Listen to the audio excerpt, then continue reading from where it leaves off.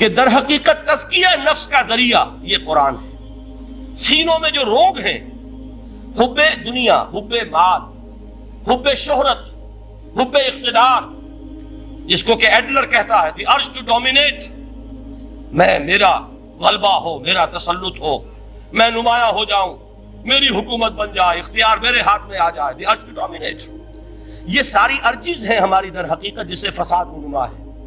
یہ حب مال ہے جس کی وجہ سے ہمارے اندر تنافس ہے۔ الہاکم التکاثر حتی زرتم المقابر، یہ کثرت اور بہتات کی طلب تمہیں غافل کیے رکھتی ہے، یہاں تک کہ قبروں تک جا پہنچتے ہو۔ آنکھ انسان کی کھل نہیں پاتی، جس کے پاس 10 نسلوں کے لیے کھانے کو موجود ہے، اس کی بھی حرص جو ہے اور مزید کا لالچ جو ہے وہ ختم نہیں ہوتا۔ یہ چیزیں ہیں اصل روگ، ان دلوں کے روگوں کا اور سینوں کے اندر کے ان امراض کا علاج قرآن ہے۔ یا ایھا الناس قد جاءتکم موعظۃ من ربکم وشفاء لما فی الصدور۔ اب جب یہ دو چیزیں ہو جائیں گی، اب تیسرا لفظ ہے ہدن۔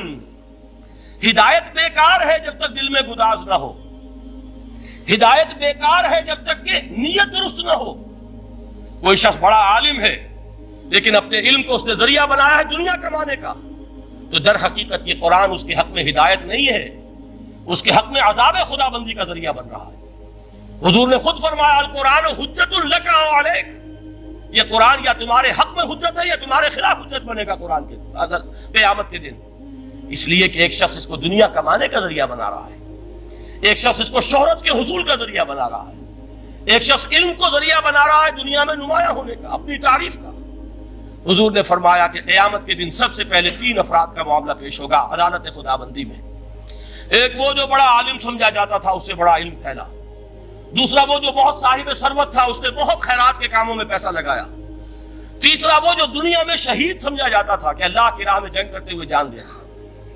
اللہ ان تینوں سے جو اس کو نعمتیں دی تھی ان کا ذکر کر کے پوچھے گا کہ میں نے تمہیں یہ دیا، تمہیں یہ دیا، تمہیں یہ دیا، تم کیا کر کے لائے؟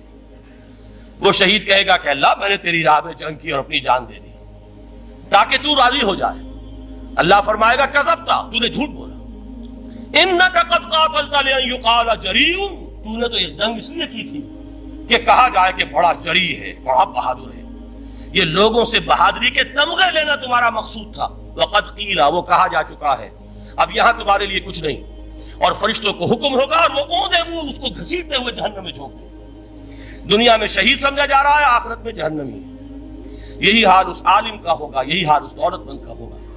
تم نے یہ علم پھیلایا تھا کہ تمہارے علم کا چرچا ہو جائے، تمہاری شہرت ہو جائے، لوگ تمہاری دست بوسی کرنے لگے، لوگ تم سے جھک کر ملے۔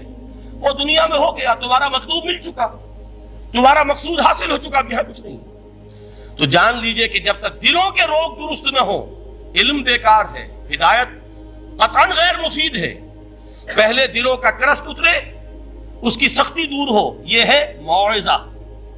دلوں کے اندر سے حب جاہ، حب دنیا، حب مال نکلے، یہ ہے تزکیہ، شفاء لما فی الصدور۔ اب ہدایت خدا بندی، اب راستہ آپ دیکھیں گے اور اس راستے پر چلیں گے۔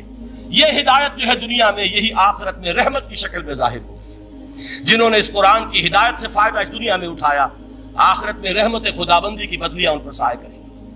ایک حدیث میں تو باقاعدہ الفاظ آئے ہیں کہ سورہ بقرہ اور سورہ آل عمران یہ 2 بدلیوں کی صورت میں ظاہر ہوں گی میدان حشر میں، اور ان لوگوں پر سایہ کریں گی کہ جن کو ان سے بڑی محبت تھی۔